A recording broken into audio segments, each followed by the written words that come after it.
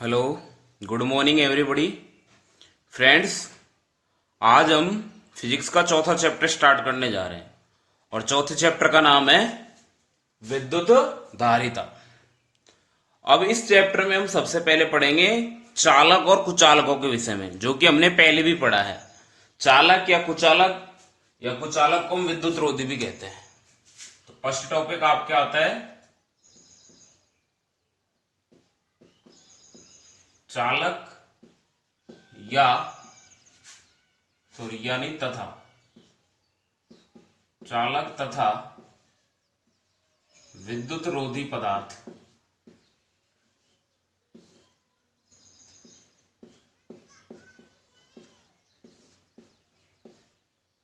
ठीक है, तो चालक या विद्युत रोधी पदार्थ के बारे में हम पढ़ेंगे। तो सबसे पहले हम बात करते हैं चालकों की। कौन से पदार्थों की? चालकों की। तो चालक किसे कहते हैं? चालक कौन से पदार्थ होते हैं? वे पदार्थ जिनमें क्या नहीं पाए जाते हैं? मुक्त इलेक्ट्रॉन नहीं पाए जाते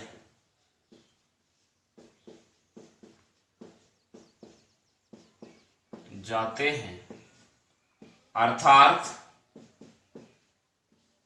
जो विद्युत धारा का चालन करते हैं।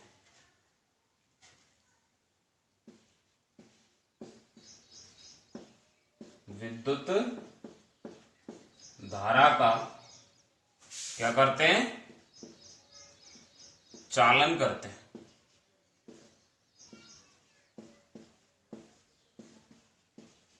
कौन से पदार्थ कहलाते हैं? चालक पदार्थ कहलाते हैं। जैसे अब एग्जाम्पलों की बात होगी, भाई चालक पदार्थ किसे कहते हैं? जैसे चांदी है? तांबा है। चांदी, तांबा, ऐसे बहुत सारे पदार्थ, सभी धातुएं हैं, विद्युत चालक के रूप में काम आती है। पारा है, नमक का विलयन है, अम्ल एवं क्षार का विलयन है, मनुष्य का शरीर है, पृथ्वी है, आदि सभी कौन से पदार्थ होते हैं? चालक पदार्थ होते हैं। और जो चांदी होती है, ये वाली, ये चांदी होती है, ये विद्युत की कौन सी होती है? सबसे अच्छी चालक होती है। कौन सी चालक होती है? सबसे अच्छी चालक होती है। इसके बाद बात होती है विद्युत रोधी पदार्थों की। कौन से पदार्थों की? विद्युत रोधी पदार्थ या कुचालक पदार्थ। विद्युत रोधी पदार्थ या कुचालक पदार्थ किसे कहेंगे? जस्ट अपोजिट हो जाएगा इसका, वे पदार्थ जिनमें मुक्त इलेक्ट्रॉन नहीं पाए जाते हैं। सॉरी, चालकों में तो मुक्त इलेक्ट्रॉन पाए जाते हैं।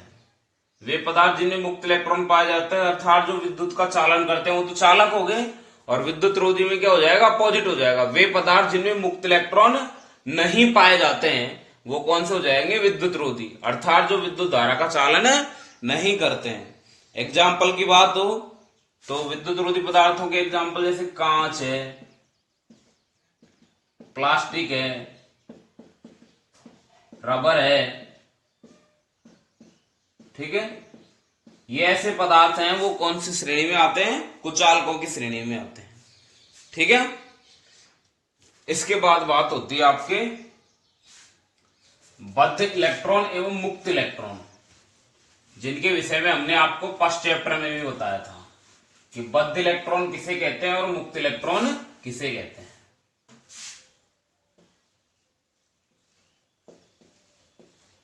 बद्ध इलेक्ट्रॉन एवं मुक्त इलेक्ट्रॉन।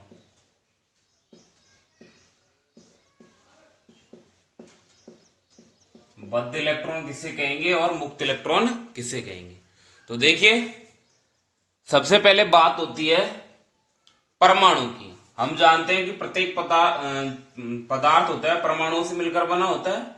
और परमाणु के नाभिक में क्या क्या पाए जाते हैं? ये मैं नाभिक मान लेता हूं। नाभिक में पाए जाते हैं प्रोटॉन और न्यूट्रॉन। ठीक है, और जो इलेक्ट्रॉन होते हैं, नाभिक के चारों ओर निश्चित वृत्ताकार कक्षाओं में क्या लगाते रहते हैं? चक्कर लगाते रहते हैं। ये कोई कक्षाएं होंगी। ठीक है, और जो इलेक्ट्रॉन होते हैं इन्हीं कक्षाओं में स्थित होते हैं। इलेक्ट्रॉन कहाँ होते हैं? इन्हीं कक्षाओं में स्थित होते हैं। नाभिक के चारों ओर जो कक्षाएं होती है ना, इनमें इलेक्ट्रॉन स्थित होते हैं। ये इलेक्ट्रॉन हमने मान लिया, ठीक है।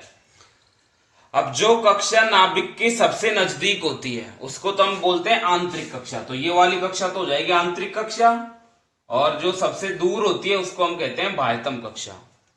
तो सबसे अंदर वाली कक्षा तो ये वाली हो जाएगी, तो आंतरिक कक्षा हो गई। ये बाहर वाली कौन सी होगी?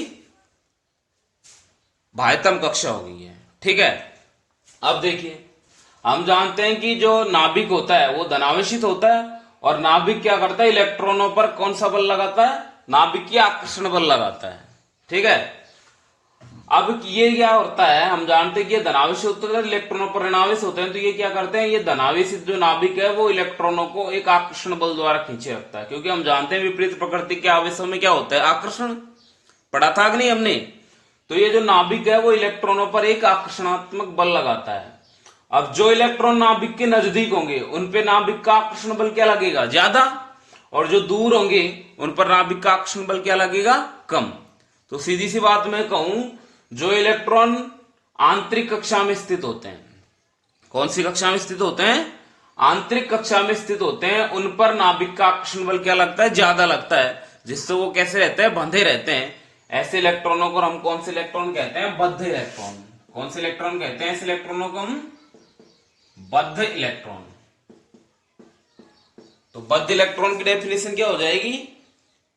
परमाणु की आंतरिक कक्षा में स्थित इलेक्ट्रॉनों पर नाभिक का प्रबल आकर्षण बल लगता है, जिससे ये इलेक्ट्रॉन नाभिक के साथ कैसे रहते हैं? बंधे रहते हैं। इन इलेक्ट्रॉनों को हम कौन से इलेक्ट्रॉन कहते हैं? बद्ध इलेक्ट्रॉन या बद्ध आवेश कहते हैं, ठीक है। और जो इलेक्ट्रॉन दूर होते हैं नाभिक से, या मैं कहूं जो बाह्यतम कक्षा में होते हैं, सबसे बाहर की कक्षा में होते हैं, तो उन पर नाभिक का आकर्षण बल क्या लगेगा? कम लगेगा। और जिन पर नाभिक का आकर्षण बल कम लगता है या दुर्बल लगता है, वो क्या रहते हैं? गति करने के लिए स्वतंत्र होते हैं। ऐसे इलेक्ट्रॉनों को हम कहते हैं मुक्त इलेक्ट्रॉन। कौन से इलेक्ट्रॉन? मुक्त इलेक्ट्रॉन, ठीक है। तो मुक्त इलेक्ट्रॉनों की डेफिनेशन क्या हो जाएगी? परमाणु की बाह्यतम कक्षा में स्थित इलेक्ट्रॉनों पर नाभिक का जो आकर्षण बल लगता है वो कैसा लगता है? दुर्बल लगता है या बहुत कम लगता है, जिससे वो इलेक्ट्रॉन गति करने के लिए स्वतंत्र होते हैं। ऐसे इलेक्ट्रॉनों को हम कौन से इलेक्ट्रॉन कहते हैं? मुक्त इलेक्ट्रॉन या मुक्त आवेश कहते हैं, ठीक है। ये हो गया आपके क्या? बद्ध इलेक्ट्रॉन एवं बद्ध आवेश, जो कि हमने क्या भी पढ़ लिया था? फर्स्ट चैप्टर में भी पढ़ लिया था। अब बात होती है इसमें, जो मेन टॉपिक है वो आता है परावैद्युत पदार्थ। परावैद्युत पदार्थ, ये परावैद्युत पदार्थ किसे कहते हैं? देखो, परावैद्युत पदार्थ वास्तव में तो कौन से पदार्थ होते हैं? ये विद्युत रोधी पदार्थ होते हैं। लेकिन इनमें क्या होता है, जब इनको हम बाह्य विद्युत क्षेत्र में रखते हैं तो ये क्या करते हैं? विद्युत क्षेत्र का प्रदर्शन करते हैं। विद्युत क्षेत्र का क्या करते हैं? प्रदर्शन करते हैं। इनमें कुछ ऐसा चेंज आ जाता है जो हमको क्या दिखाता है कि विद्युत क्षेत्र का क्या करते हैं? प्रदर्शन। तो डेफिनेशन क्या हो जाएगी? वे पदार्थ, कौन से पदार्थ? वे पदार्थ जो विद्युत धारा का चालन नहीं करते हैं, परंतु डेफिनेशन लिख देता हूं मैं, वे पदार्थ जो विद्युत धारा का चालन नहीं करते हैं,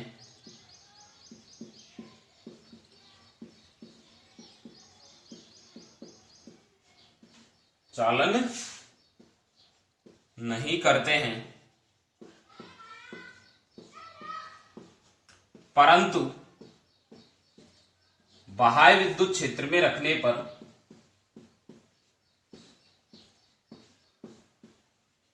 बाह्य विद्युत क्षेत्र में रखने पर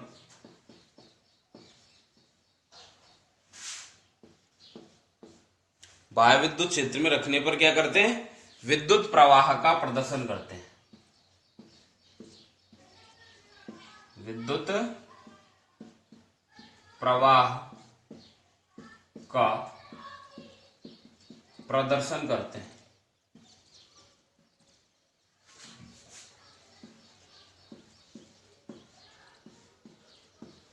कौन से पदार्थ कहलाते हैं?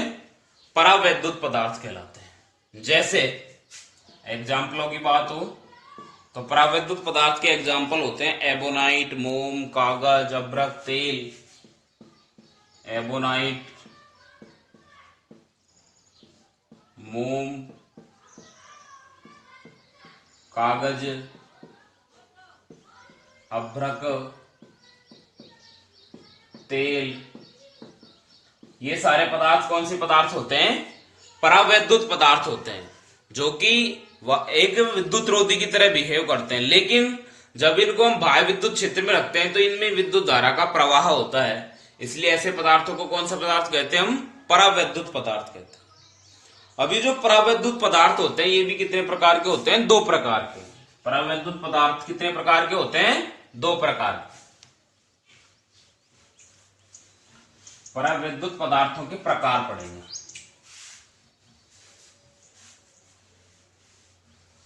परावैद्युत पदार्थों के प्रकार, इसमें नंबर 1 आता है आपके ध्रुवीय परावैद्युत पदार्थ। ध्रुवीय परावैद्युत पदार्थ,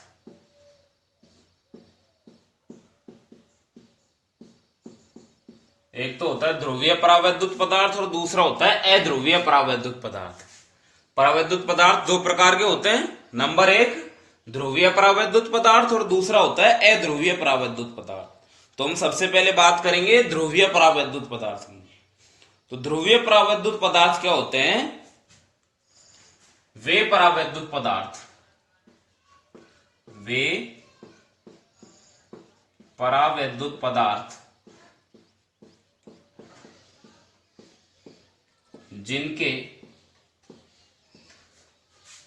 धनावेशों व ऋणावेशों का केंद्र, धनावेशों एवं ऋणावेशों का केंद्र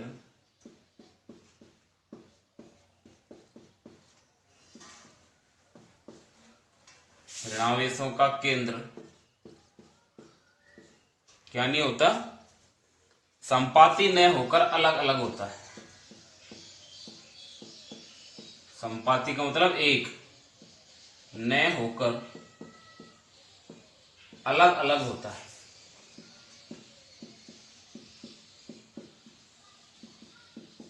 अलग अलग होता है। कौन से पदार्थ कहलाते हैं?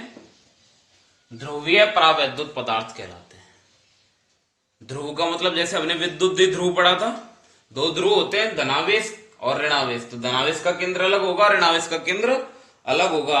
ऐसे पदार्थों को हम कौन से पदार्थ कहेंगे?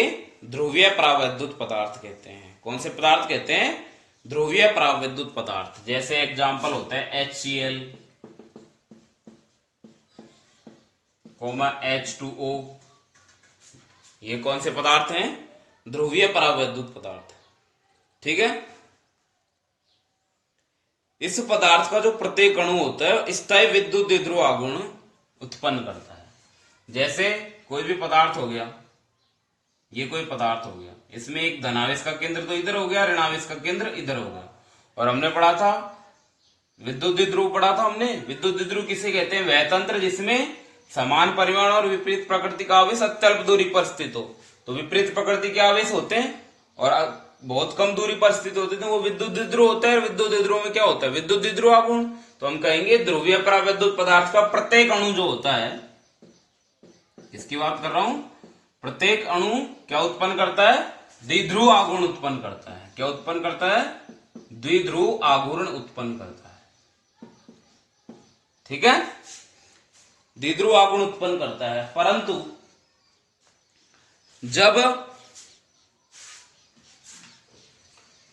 जब ध्रुवीय परावैद्युत पदार्थ को बाह्य विद्युत क्षेत्र में नहीं रखा जाता है, दोनों कंडीशन में बता देता हूं। मैं ध्रुवीय परावैद्युत पदार्थ बना देता हूं।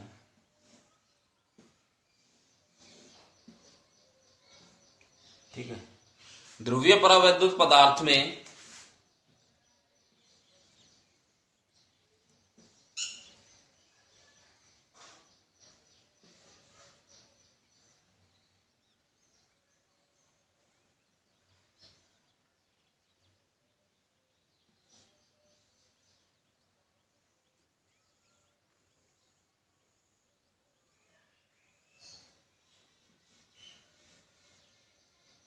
ये प्लस ये माइनस, ये प्लस ये माइनस, ये प्लस ये माइनस, ये माइनस ये प्लस।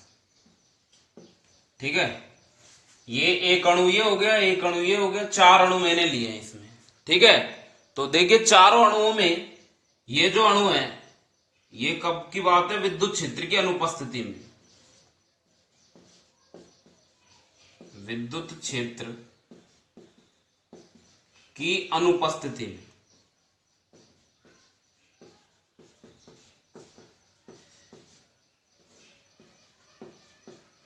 ठीक है, विद्युत क्षेत्र यदि अनुपस्थित होता है तब की बात है, विद्युत क्षेत्र की अनुपस्थिति में।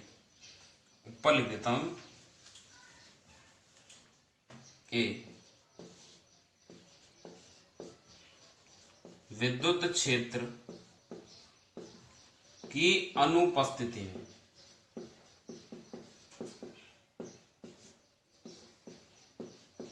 देखो विद्युत क्षेत्र की अनुपस्थिति में क्या होता है, जो प्रत्येक अणु होता है वो तापीय विक्षोभ के कारण, परावैद्युत पदार्थ का प्रत्येक अणु होता है वो तापीय विक्षोभ के कारण क्या होता है, वो अव्यवस्थित रहता है। और अव्यवस्थित होने के कारण इस पदार्थ का परिणाम विद्युत द्विध्रुवागुण क्या होता है, शून्य होता है। मतलब जैसे इस अणु का द्विध्रुवागुण किधर हो गया, द्विध्रुवागुण जैसे हम जानते रहे इससे धन की इधर होगी, इसकी इधर होगी, इसकी इधर होगी, इसकी इधर होगी, तो सबकी दिशा अलग अलग है, और सबकी दिशा अलग अलग होने के कारण इसका परिणामी जो विद्युत द्विध्रुवागुण होता है वो क्या होता है, शून्य होता है। ठीक है, अब यदि बात हो कि हम ध्रुवीय परावैद्युत पदार्थ को बाह्य विद्युत क्षेत्र में रखें, किसमें रखें, जैसे ये ध्रुवीय परावैद्युत पदार्थ है इसको हम बाह्य विद्युत क्षेत्र में रखते हैं, तो फिगर बी हो जाएगा ये। तो बाह्य विद्युत क्षेत्र की उपस्थिति में, बाह्य विद्युत क्षेत्र की उपस्थिति में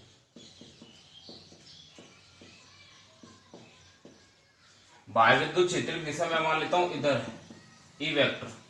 ठीक है, बाह्य विद्युत क्षेत्र की दिशा क्या है, इधर। तो जैसे ही मैं इस परावैद्युत पदार्थ को बाह्य विद्युत क्षेत्र में रखता हूं तो इसके जो अणु होते हैं वो विद्युत क्षेत्र की दिशा में क्या हो जाते हैं, संरेखित हो जाते हैं।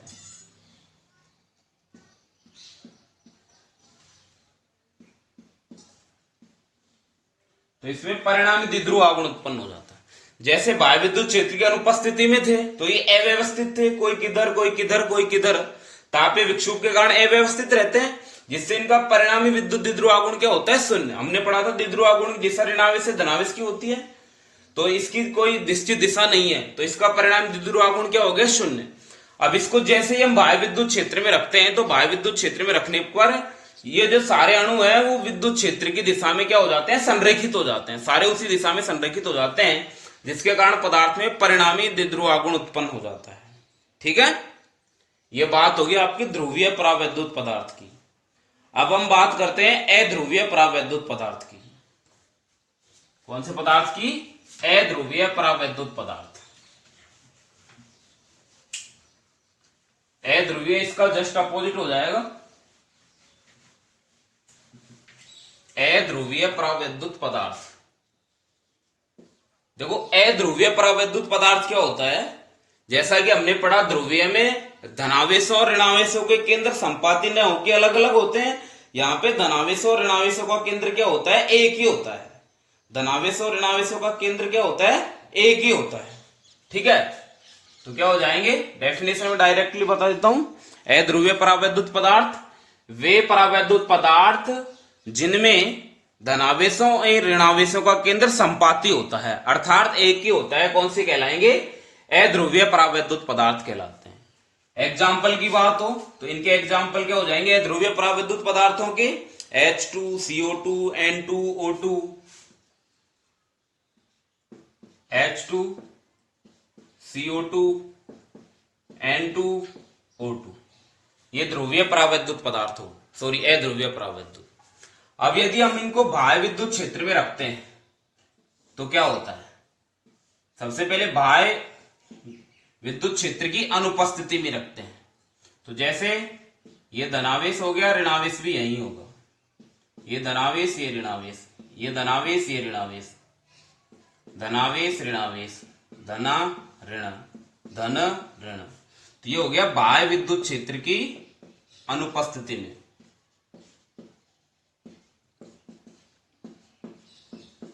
क्षेत्र की अनुपस्थिति में। अब यदि इनको बाह्य विद्युत क्षेत्र की उपस्थिति में रखते हैं तो क्या होता है, धनावेश और ऋणावेशों के केंद्र क्या हो जाते हैं, अलग अलग हो जाते हैं। धनावेशों और ऋणावेशों के केंद्र क्या हो जाएंगे, अलग अलग। और विद्युत क्षेत्र की दिशा में, विद्युत क्षेत्र की दिशा मान लीजिए इधर विद्युत क्षेत्र है, ये ई वेक्टर मैंने इधर मान लिया, ठीक है। जैसे ही हम विद्युत क्षेत्र में रखेंगे इसको, तो ये पहले धनावेश और ऋणावेशों के केंद्र एक ही है, और जैसे ही विद्युत क्षेत्र में रखेंगे धनावेश और ऋणावेशों के केंद्र क्या हो जाएंगे, अलग अलग हो जाएंगे। तो ऋणावेश तो विद्युत क्षेत्र की विपरीत दिशा में विस्थापित हो जाएगा और धनावेश विद्युत क्षेत्र की दिशा में विस्थापित हो जाएगा। तो ये अणु ऐसे हो जाएगा,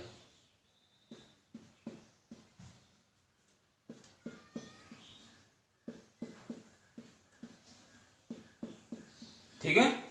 ये कौन सी कंडीशन में हो गया, बाह्य विद्युत क्षेत्र की उपस्थिति में।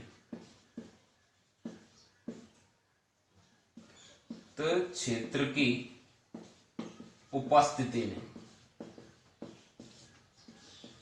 ठीक है।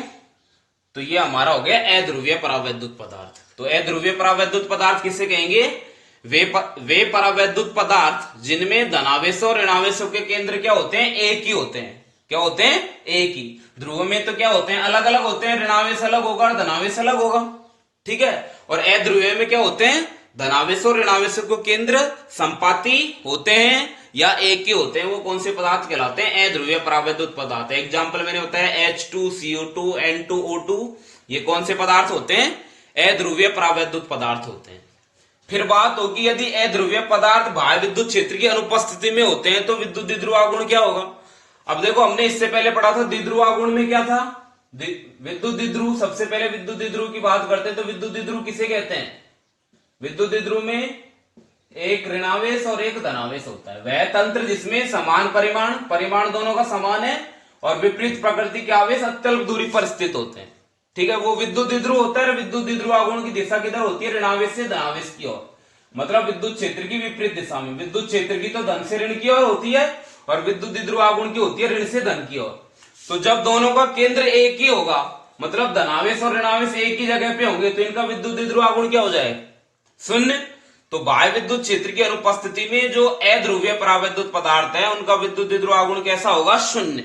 और जैसे ही हम इनको बाह्य विद्युत क्षेत्र में रखते हैं ध्रुवीय परावैद्युत पदार्थ को, तो धनावेश और ऋणावेश क्या हो जाते हैं, विस्थापित। किधर, ऋणावेश तो विद्युत क्षेत्र की विपरीत दिशा में, जैसे विद्युत क्षेत्र की दिशा इधर है तो ऋणावेश तो इधर चला गया और धनावेश विद्युत क्षेत्र की दिशा में चला जाता है, जिसके कारण क्या होता है कि जो अध्रुवीय परावैद्युत पदार्थ है उसमें भी द्विध्रुव आघूर्ण उत्पन्न हो जाता है, ठीक है। जैसे ये दोनों का केंद्र अलग अलग हो गया ना, तो ये एक विद्युत द्विध्रुव हो गया, ये भी विद्युत द्विध्रुव हो गया, तो प्रत्येक अणु में एक विद्युत द्विध्रुव हो जाता है। और विद्युत द्विध्रुव में क्या उत्पन्न होता है, द्विध्रुव आघूर्ण। तो इसमें भी द्विध्रुव आघूर्ण होगा, इसमें भी, सबकी दिशा एक ही दिशा में होगी, विद्युत क्षेत्र की दिशा में। अतः हम कह सकते हैं कि बाह्य विद्युत क्षेत्र की उपस्थिति में जो अध्रुवीय परावैद्युत पदार्थ है वो क्या हो जाता है, ध्रुवित, और उसमें विद्युत द्विध्रुव आघूर्ण उत्पन्न होता है जिसकी दिशा बाह्य विद्युत क्षेत्र की दिशा में हो जाती है। अंडरस्टैंड। तो ये हो गया हमारे परावैद्युत पदार्थ, ठीक है। तो आज की क्लास हम यहीं पे समाप्त करते हैं, ठीक है। चैनल को लाइक और सब्सक्राइब जरूर करना, ओके।